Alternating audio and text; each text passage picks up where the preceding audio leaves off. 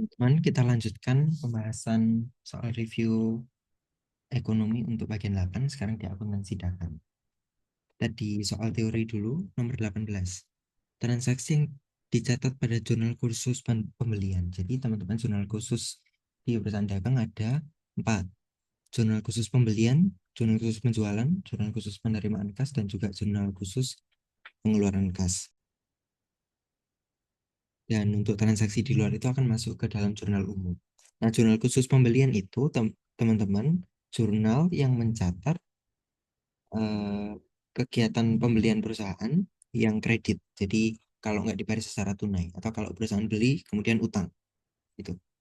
Kita cek satu-satu. Untuk yang nomor satu, menjual barang dengan nilai 8 juta secara kredit. Ini jelas bukan karena ini pembelian ya, teman-teman. Aktivitasnya penjualan. Padahal kita nyari yang pembelian. Nomor dua, perusahaan menjual. Oke, ini jelas salah juga. Nomor tiga, perusahaan melakukan pembayaran biaya angkut pembelian. Nah, kalau perusahaan melakukan pembayaran ini jelas pengeluaran kas ya, teman-teman. Jadi bukan. Nomor empat, perusahaan membeli sejumlah barang dengan nilai 6 juta dengan syarat 2/12 N/30. Nah, kalau ada syarat, teman-teman, berarti itu pasti ini utang gitu ya. Betul. Nomor lima, perusahaan memberi barang dagang dengan bukti faktur. Nah, faktur ini juga indikasi lain bahwa transaksi itu adalah transaksi kredit. Faktur itu invoice, teman-teman, tagihan. Jadi kalau perusahaan dapat tagihan, berarti kan belum dibayar ya. Nomor 5 betul. Nomor 6, perusahaan melakukan pembelian dibayar bulan depan. Nah, ini juga jelas utang ya. Maka jawabannya 456. Selanjutnya nomor 19, transaksi yang dijurnal pada jurnal khusus penerimaan kas. Nah, ini penerimaan kas ya, teman-teman. Kita cek satu-satu. Nomor satu, perusahaan menjual barang dengan nilai 4.200.000 secara kredit. Nah, karena ini kredit berarti nggak ada kas yang masuk, berarti salah. Nomor dua, menjual barang dibayar dengan cek. Nah, cek ini termasuk transaksi tunai, teman-teman. Karena cek kan bisa langsung dicairkan dalam bentuk tunai.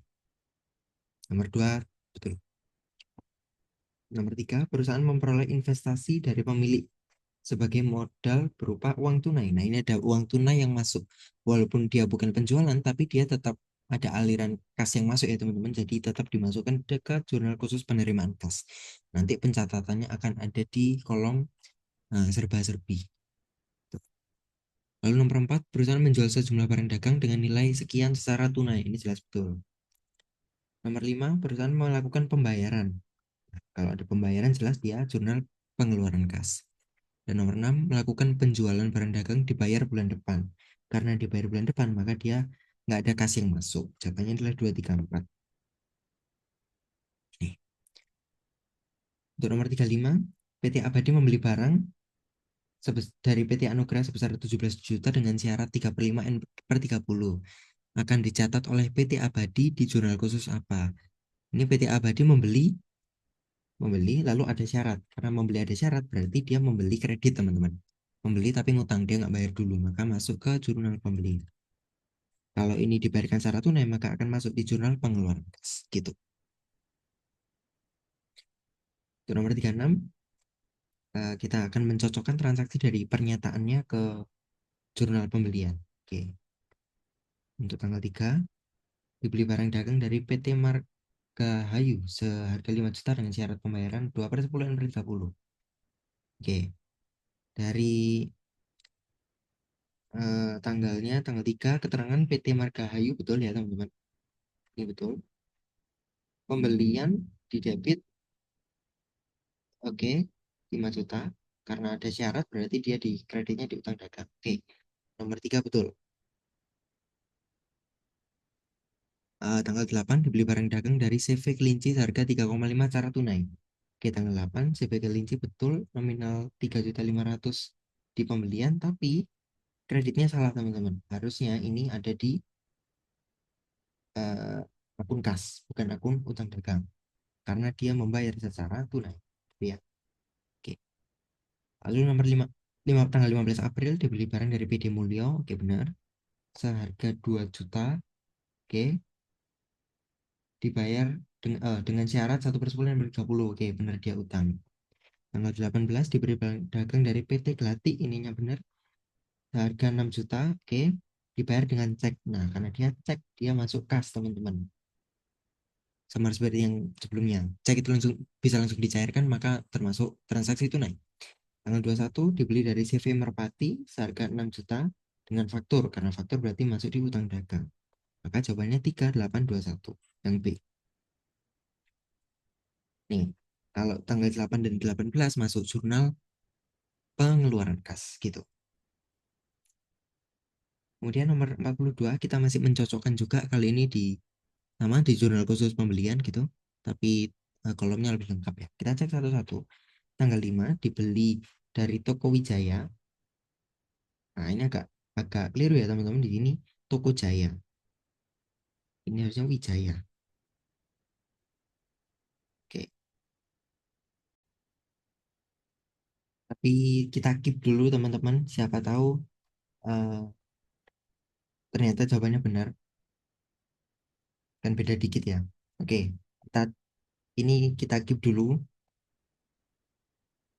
Lanjutkan transaksinya. Pembelian seharga 2,5. Oke.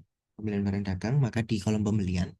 Lalu ada syarat berarti dia kreditnya di utang dagang. Oke, kalau dari transaksinya kita benar. Coba kita cek transaksi berikutnya ya. Tanggal 12 diberi peralatan dari PT ABC. Oke. Karena ini peralatan, maka dia nggak masuk di jurnal pembelian, tapi masuk di serba-serbi. Nah, serba-serbinya salah, teman-teman. Seharusnya adalah peralatan.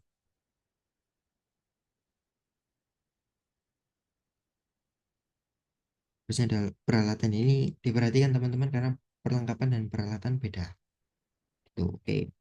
Lanjut ke tanggal 19 diberi barang dagang dari PD Karisma. Oke, benar di sini karena pembelian barang dagang masuk di kolom pembelian sebesar 1,5 dengan syarat. Oke, berarti masuk di utang dagang. Betul. Tanggal 24 dari PT Agung, betul. Dibeli barang dagangan kantor seharga 5 juta. Oke, pembelian betul dengan syarat maka masuk di utang dagang benar. Jadi tanggal 19 dan 24 sudah benar ya. Tanggal 26 dibeli barang dagang dari toko Sumber Jaya. Oke, benar. Seharga 7.500.000 dengan syarat pembayaran sekian. Nah, syaratnya betul. Dia masuk utang dagang, tapi karena dia membeli barang dagang sebesar 7,5, ini seharusnya di sini, teman-teman. Pembeliannya di kolom pembelian, ngapain ditulis di perkiraan akun. Maka tanggal 26 jelas salah dan yang tadi jelas salah tanggal 12. Berarti tanggal 5 betul. Jadi jawabannya 5, 19 dan 24. Yang C. Sorry. Yang D. Oke, lanjut. 43, penulisan kode yang tepat untuk syarat pembayaran dilakukan paling akhir bulan setelah terjadinya transaksi adalah N per EOM, teman-teman. N per EOM itu berarti end of month. EOM itu end of month.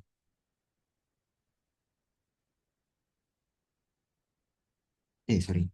End of month. Gini, akhir bulan, EOM itu akhir bulan.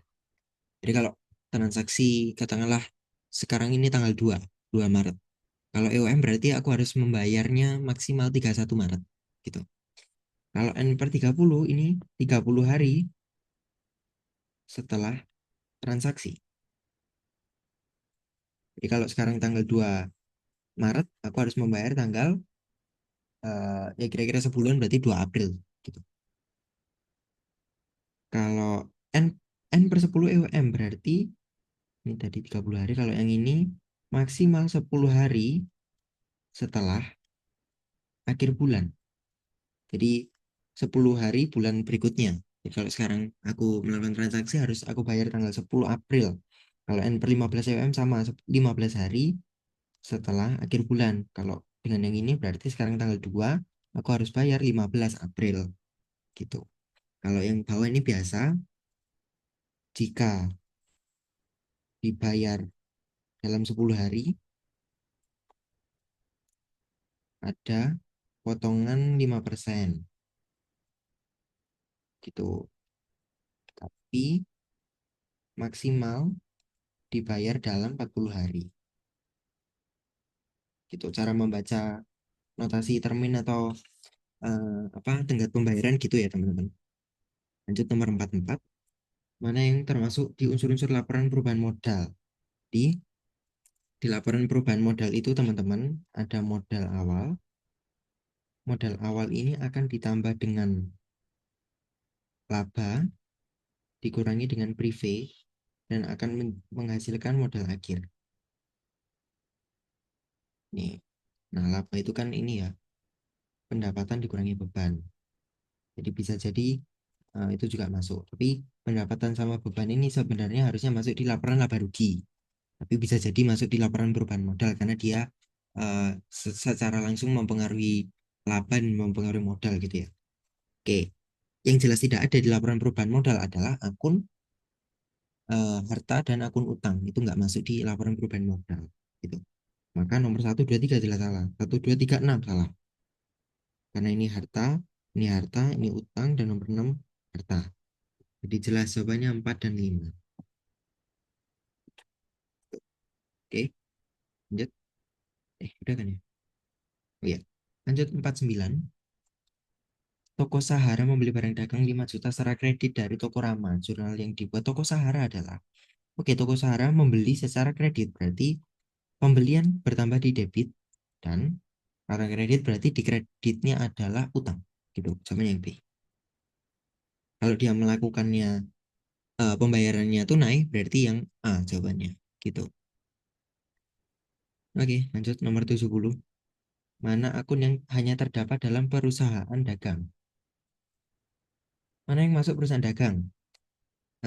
Berarti yang tidak ada di jasa ya teman-teman. Nomor 3 jelas bukan, itu jelas ada di jasa. Nomor 4,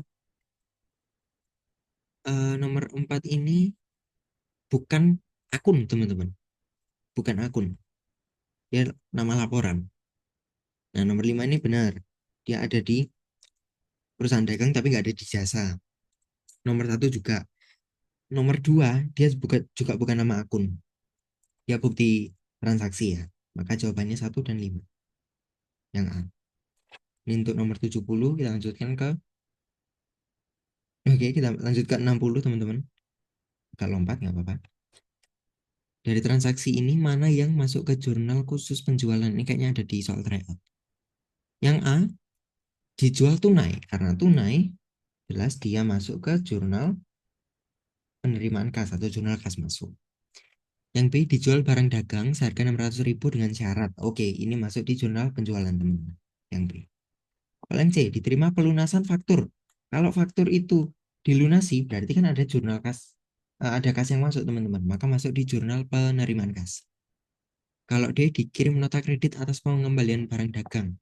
Nah, ini nota kredit berarti nota dari apa namanya? Barang dagang ya. Jadi nota kredit ini kalau kalau ada yang melakukan retur lalu piutangnya dikurangi gitu teman-teman.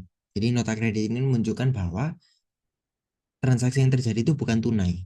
Maka kalau ada retur dengan nota kredit dia akan masuk ke jurnal umum. Gitu. Kemudian yang E terakhir, jual barang dagang dan diterima tunai. Walaupun diterima ini sebagian, tapi kan tetap ada teman-teman. Maka jawabannya jurnal penerimaan kas untuk yang E gitu. Nah, yang masuk jurnal penjualan cuma yang B. Lanjut untuk nomor 61, mana transaksi yang masuk ke jurnal penerimaan kas? Oh, transaksi yang benar maksudnya. Oke, kita cek satu-satu. Nomor 1, dijual barang dagang pada Ude Cahya secara tunai. Oke, Ude Cahya benar. Secara tunai debitnya kas masuk.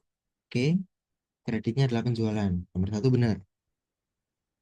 Nomor 2, penerimaan dari Toko Indah, tokonya benar, atas transaksi penjualan dagang 500.000 secara tunai. Oke, nomor 2 benar. Nomor 3, dibayar utang. Nah, dibayar utang, teman-teman. Berarti dia jelas harusnya di jurnal kas keluar, jurnal pengelolaan kas, karena kita membayar utang. Jelas salah. Ya, nomor 4, penjualan barang dagang pada toko sejahtera sebesar 200.000 dengan syarat tertera. Oke, ini salah. Karena dia ada syarat, berarti dia harusnya di jurnal penjualan, berarti jurnal penjualan JJ ya. Gitu. bukan di jurnal penerimaan kas karena nggak ada aliran kas yang masuk. Nomor 5, diterima laporan dari bank bahwa kas perusahaan bertambah dengan bunga bank. Ini masuk pendapatan bunga, betul. Masuk sebesar 175, oke, di debit. Kreditnya betul di serba-serbi. Serba-serbi akun pendapatan bunga gitu ya. Oke, nomor 5 benar. Maka jawabannya 1, 2, dan 5 yang D. Oke, ini untuk nomor 61. Kita lanjut nomor 62. Syarat pembayaran 3/10 N per 30. Berarti, nah ini tadi udah jelaskan ya teman-teman. 3/10 ini artinya eh, ada potongan, oh sorry, 3/10 ini ada potongan 3% jika dilunasi dalam 10 hari. Ini maksudnya. Ini berapa, potongannya berapa persen, yang ini harus jika lunas dalam berapa hari. Kalau N per 30, N ini non ya teman-teman, jadi nggak ada potongan lah kira-kira gitu. Cara ngingetnya gitu. Tidak ada potongan dan dilunasi harus harus dilunasi dalam 60 hari. Maksimal banget. Gitu. Maka yang mana? Hmm, ya, yang E. Eh, bukan. Oke, satu-satu teman-teman. Yang A neto faktur harus dibayar pembeli dalam tempo 10 hari. Ini jelas bukan. Harusnya 60 hari ya. Maksimal. B. Pembayaran paling lambat 60 hari dengan potongan 3-10%. Salah. Harusnya 3% kalau dibayar dalam 10 hari. Kalau yang C, apabila membayar dalam tempo kurang dari atau 10 hari setelah transaksi, maka akan mendapatkan potongan 3%. Nah, ini bisa jadi betul. Kita keep dulu. Yang D, pembayaran paling lambat 60 hari dan jika membayar dalam tempo kurang dari 10 hari akan mendapat potongan 3%. Nah, ini yang paling benar, teman-teman. Yang C tadi kurang lengkap ya. Kalau yang E, pembayaran paling lambat 60 hari dan jika membayar dalam tempo 3 hari akan mendapat potongan 10%. Salah, ini kebalik. Harusnya kalau membayar dalam tempo 10 hari akan mendapat potongan 3%. Kebalik. Teman yang D. Selanjutnya 63, dibeli barang dagang 2 juta paling lambat, oh sorry, tanggal 6 Februari dengan syarat EOM. EOM ini tadi end of month. End of month. Berarti paling lambat dilunasi akhir bulan itu. Maka tanggal 28 Februari. Karena tanggal 25, sorry, tahun 25 nggak ada tanggal 29 Februari ya. Kalau 2024 gitu berarti ya end of month-nya 29 Februari. Gitu. 64, transaksi yang dicatat ke dalam jurnal pembelian. Oke, berarti ketika ada pembelian secara kredit. Nomor 1, dibeli barang dagang dengan syarat. Oke, berarti masuk jurnal pembelian karena dia ngutang. Nomor 2, dijual barang dagang. Karena dijual, berarti masuknya jurnal penjualan. 33, dikirim nota kredit atas penerimaan kembali barang yang dijual. Nah, ini masuk jurnal umum, kayak yang tadi teman-teman. Untuk nomor 4, dibeli perlengkapan dengan syarat. Berarti masuk juga di jurnal pembelian, tapi nanti di akun serba-serbi. Itu. Jawabannya 1 dan 4. 65, syarat penyerahan barang FOB Destination Point. Berarti biaya angkut ditanggung oleh, gini teman-teman. FOB itu singkatan dari free on board. Artinya barang itu ketika udah datang itu kira-kira siapa yang bayar ongkirnya, kira-kira gitu. FOB Destination Point ini dibayarkan oleh ongkirnya dibayarkan oleh penjual. Nah, ada lagi satu teman-teman, yaitu FOB Shipping Point. Ini FOB Shipping Point ini biaya ongkirnya akan ditanggung oleh pembeli, gitu. Ini eh, termasuk biaya ongkir, termasuk kalau barang itu rusak di tengah jalan, siapa yang menanggung? Kalau barang itu pakai FOB Destination Point, berarti ketika barang itu rusak di tengah jalan, itu jadi kerugian penjual. Penjual harus gantiin. Tapi kalau pakai shipping point, walaupun barang itu rusaknya di jalan, ya tanggung jawab pembeli. Penjual nggak berhak menggantikan. Gitu. Maka jawabannya yang A. Next 72, akun yang digunakan untuk mencatat penerimaan kembali sebagian barang yang telah dijual, berarti retur penjualan ya. Retur penjualan dari pembeli karena rusak. atau tidak sesuai dengan pesanan. Oh, nama akunnya. Ya, retur penjualan. Bener. Yang C. Ini jelas. Yang A itu ya persediaannya. Kalau B kita kalau membeli barang secara kredit. Kalau D itu potongan ketika pelunasan. Kalau kayak misalkan tadi 3/10 itu, potongan 3%-nya dimasukkan ke akun potongan penjualan. Kalau utang dagang ya ketika ada transaksi pembelian, satunya debitnya adalah pembelian dan kreditnya adalah utang dagang. Gitu. Jumpat, UD Makmur Jaya menjual barang dagangan ke Tuan Doyok seharga 3 juta dengan syarat sekian. Transaksi tersebut oleh UD Makmur dicatat dalam jurnal khusus. Nah, UD Makmur kan menjual, lalu ada syaratnya, berarti dia menjual secara kredit. Karena menjual secara kredit, maka masuk di jurnal penjualan. Nah, itu. 75. Nah, ini soal teori yang terakhir. CVA Badi menjual barang dagang 750.000. Ayat jurnal yang harus dicatat adalah, oke, dia menjual barang dagang tapi secara tunai. Berarti kasnya masuk 750.000 dan penjualannya nambah di kredit 750.000. Jawaban yang D. Gitu. Ini untuk eh, soal teorinya. Teman-teman, kita lanjutkan ke soal hitungan. Nomor 9, laba bersih sebelum pajak. Oke, langkah pertama kita hitung HPP. HPP rumusnya adalah persediaan awal ditambah pembelian bersih dikurangi persediaan akhir. Nah, tapi ternyata di sini kita udah dikasih teman-teman HPP-nya sebesar 11 juta.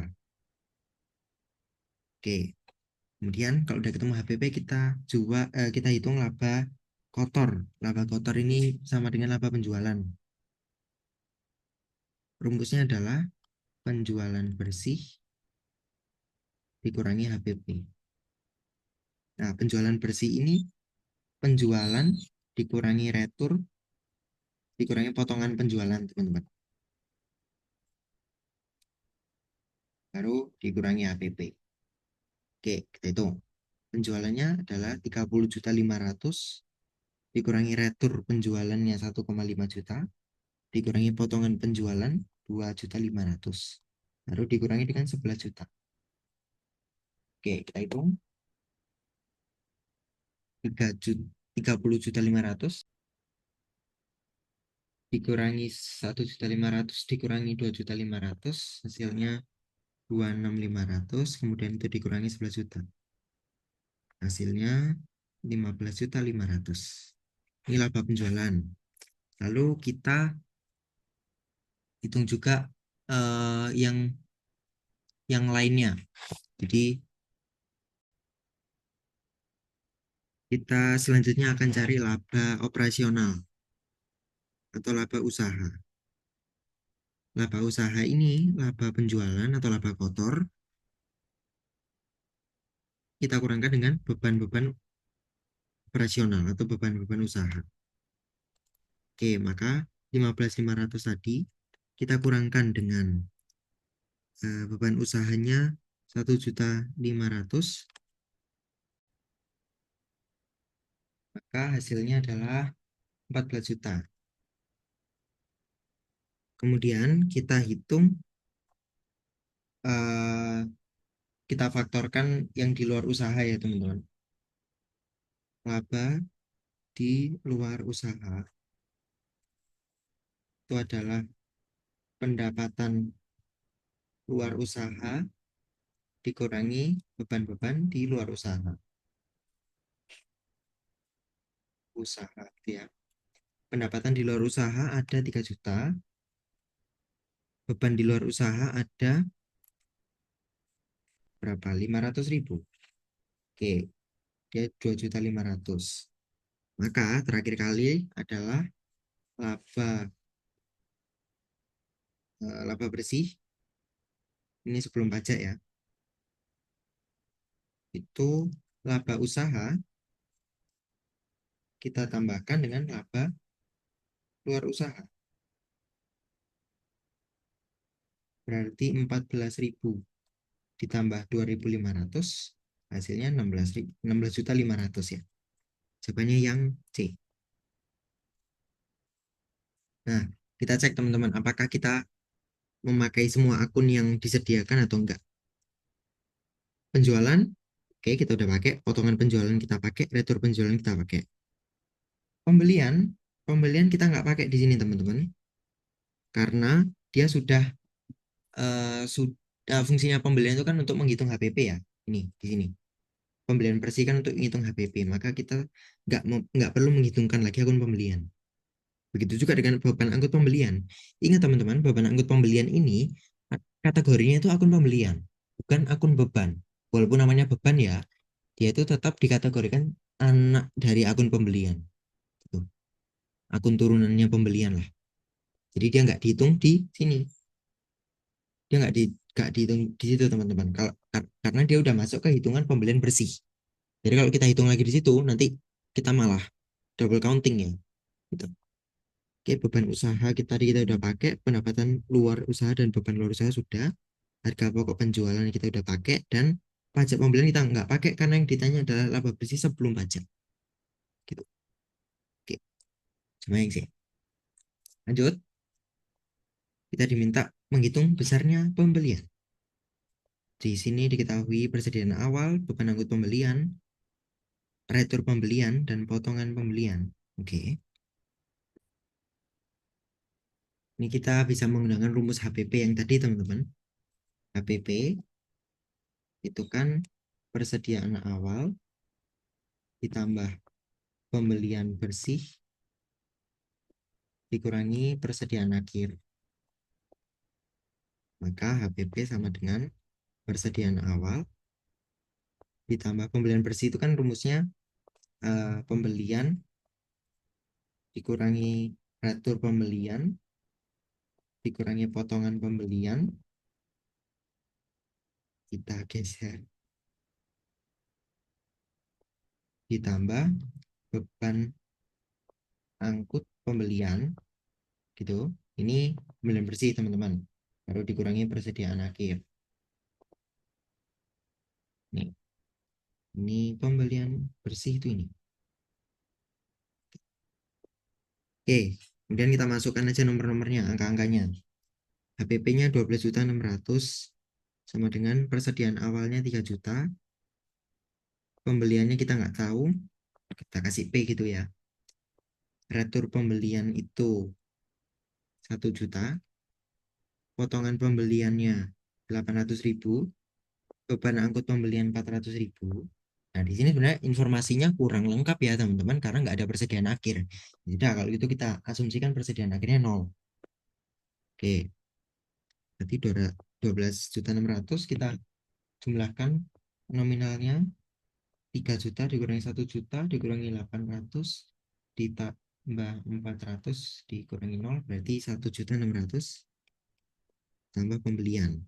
Maka pembelian adalah 12.600 dikurangi 1.600. Pembeliannya senilai 11 juta. Ya, jawabannya yang C. Ini teman-teman, kalau mau pakai cara ini boleh, kalau mau pakai cara hafalannya Bu Rosa silakan. 15, kita diminta menghitung retur pembelian. Oke, ini caranya sama dengan yang barusan teman-teman. Ini aku copy aja deh.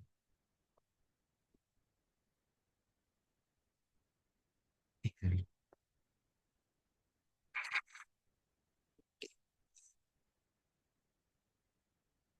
Masukkan nominalnya. Tapi di sini nggak diketahui retur pembelian ya.